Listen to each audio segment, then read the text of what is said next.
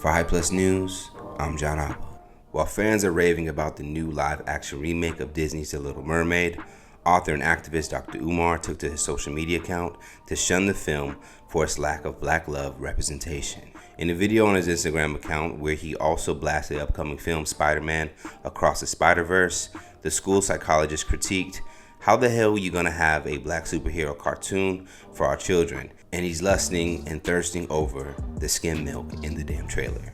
We can't even have a cartoon with black on black love. It's getting out of control. Little Mermaid, Spider-Man, bunny hopping.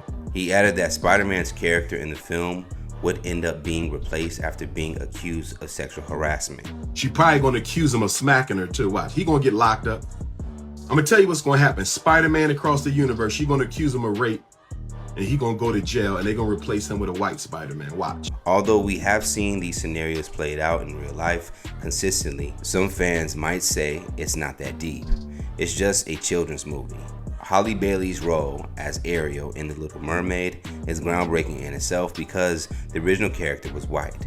While black and minority representation in TV and film is on the rise, some critics don't think it's enough. If the main character is black, why wouldn't there be a black love interest as well? The Little Mermaid remake is reminiscent of a multicultural cast like the one in the live remake of the cartoon Cinderella, with Brandy playing the role of Cinderella. If you recall, the love interest was Asian, his mom was black, and his dad was white.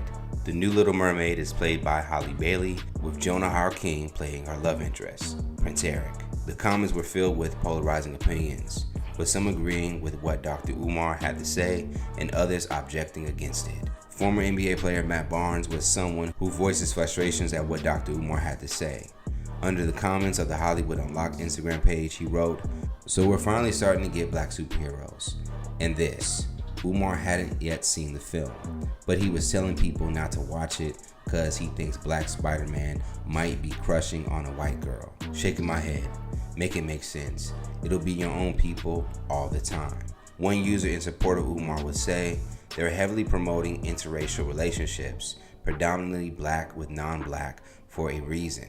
The same way they're promoting gay relations or a token gay person that's predominantly black. I mean, it's all done for a reason." Another added, I'm not against interracial, but I feel like it does keep being forced on people because we're not seeing too many full black shows.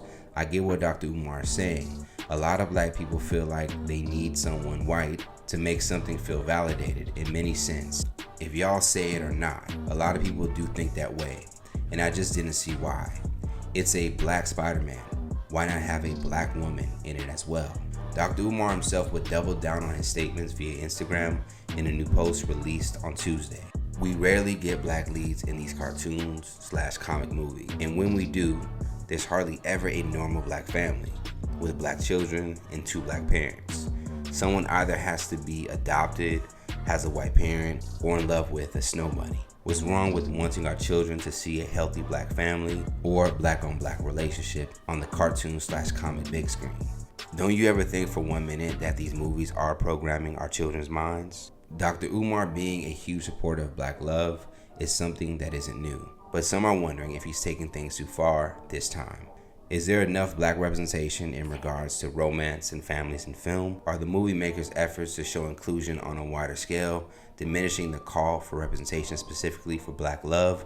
Or should we focus on giving praise to the black talent that is dominating these spaces and remain open for even more opportunities for visibility?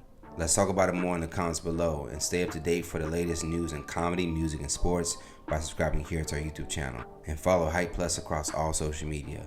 Plus, look out for new original content coming to our streaming platform at hypeplustv.com. For Hype Plus News, I'm John Apple.